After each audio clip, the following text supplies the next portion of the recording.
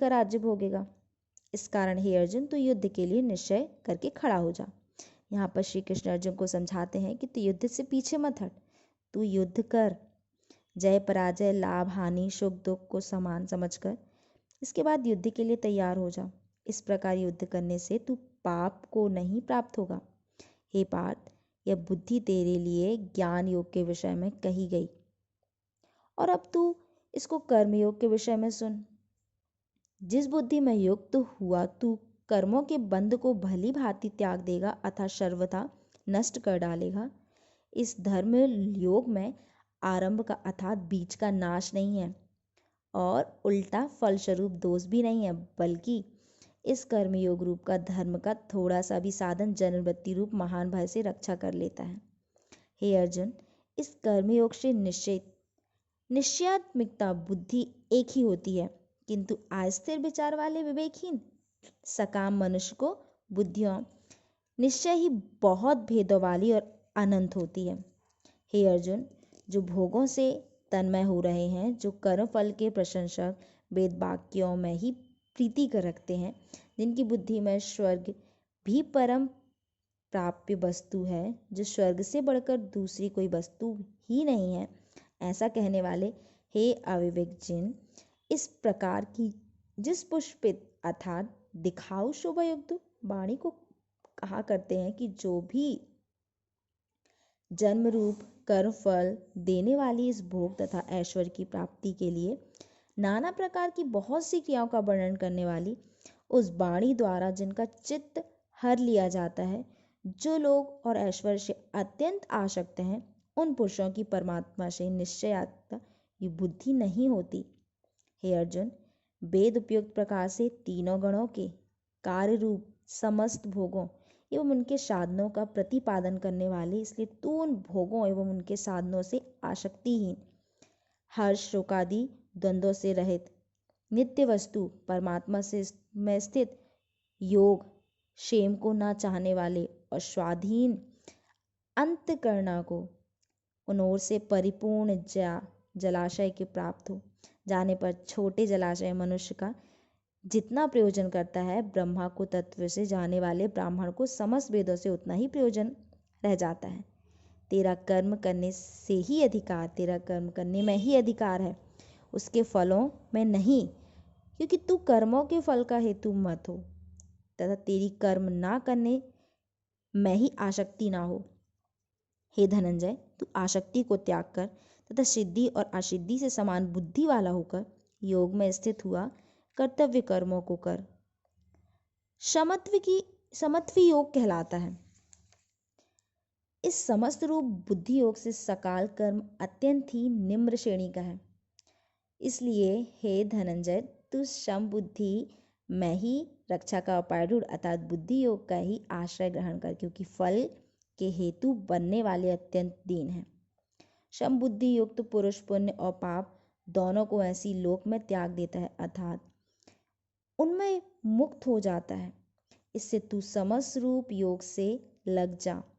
यह सम तत्व रूप योग ही कर्मों में कुशलता है अर्थात कर्म बंधन से छूटने का उपाय है, क्योंकि सम बुद्धि से युक्त ज्ञानी जन कर्मों से उत्पन्न होने वाले फल को त्याग कर जन्म रूप बंध से मुक्त हो निर्विकार परम पद को प्राप्त हो जाते हैं।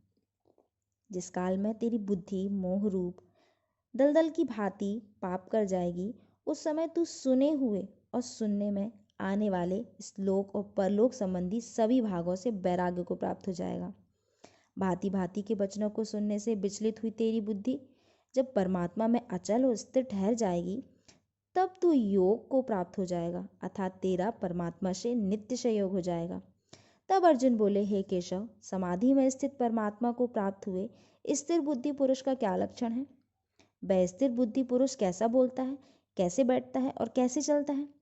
श्री भगवान बोले, हे अर्जुन, जिस काल में यह पुरुष मन में स्थित संपूर्ण कामनाओं की भली भांति त्याग देता है और आत्मा में ही संतुष्ट रहता है, उस काल में वह स्थित प्रज्ञ कहा जाता है। दुखों की प्राप्ति होने पर जिसके मन में उद्योग नहीं होता, सुखों की प्राप्ति से जो सर्वदा निश्चय है तथा उसके राग भय और क्रोध नष्ट हो गए, ऐसा मुनि स्थिर बुद्धि कहा जाता है। जो पुरुष सर्वत्र स्नेह रहित हुआ उस शुभ या अशुभ वस्तु को प्राप्त होकर ना प्रसन्न होता ना द्वेष करता, उसकी बुद्धि स्थिर है। और कछुआ अब ओसब ओर से अपने अंगों को जैसे समेट लेता है, वैसे ही जब यह पुरुष इंद्रियों के विषयों से इंद्रियों को सब प्रकार से हटा देता है, तब उसकी बुद्धि स्थिर है। ऐसा समझना चाहिए। इंद्रियों के द्वारा विषयों को ग्रहण ना करने वाले पुरुष के भी केवल विषय तो निवृत्त हो जाते हैं, परंतु उनमें रहने वाली आसक्ति निवृत्त नहीं होती।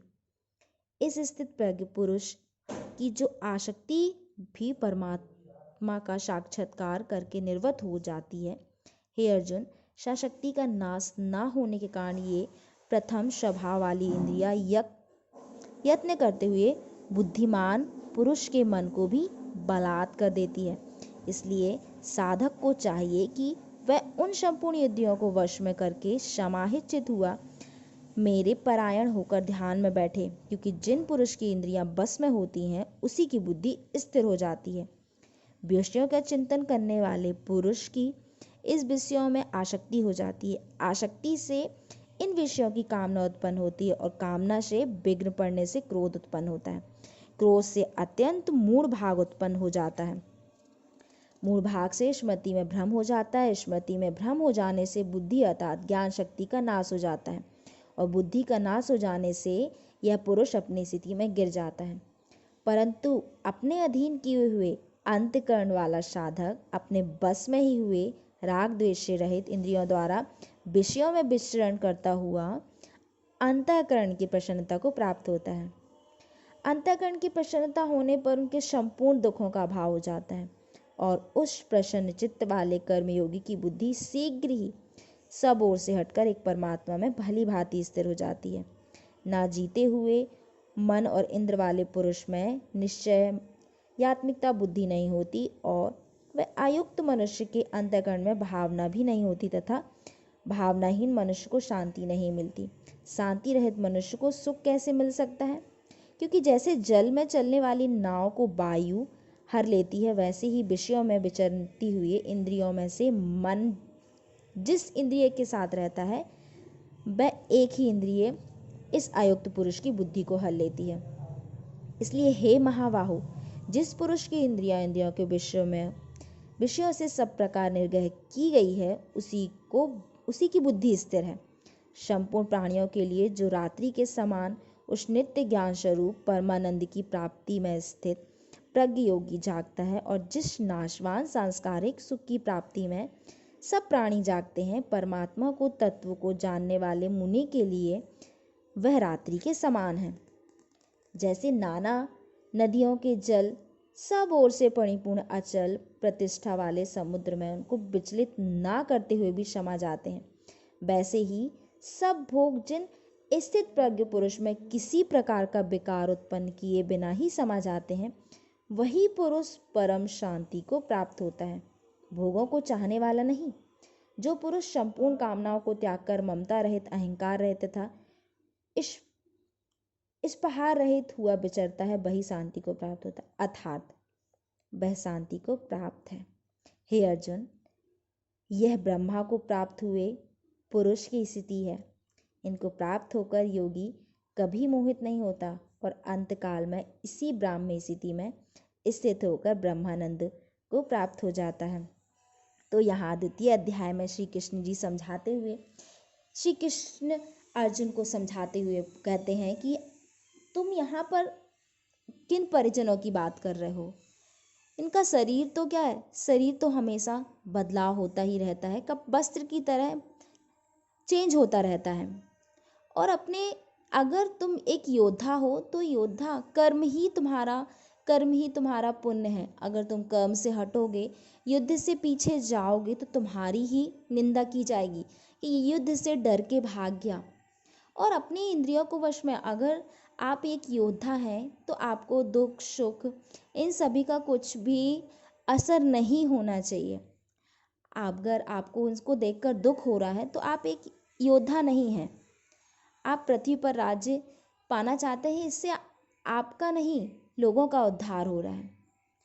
तो ये आप परिजनों को मान ही रहे हैं। अगर जो व्यक्ति, उन्होंने फिर पूछा पुरुष क्या है, तो उन्होंने बताया कि एक असली योद्धा वही है जो अपने मन को केंद्रित कर लेता है और जो मन के अधीन है, जो मन के अकॉर्डिंग अपने नहीं चलता है, वो फिर बुद्धिहीन माना जाता है। जिसने मन को कंट्रोल कर लिया, जिसने मन को अपने अंडर में कर लिया, वो ही बुद्धिमान व्यक्ति कहलाता है।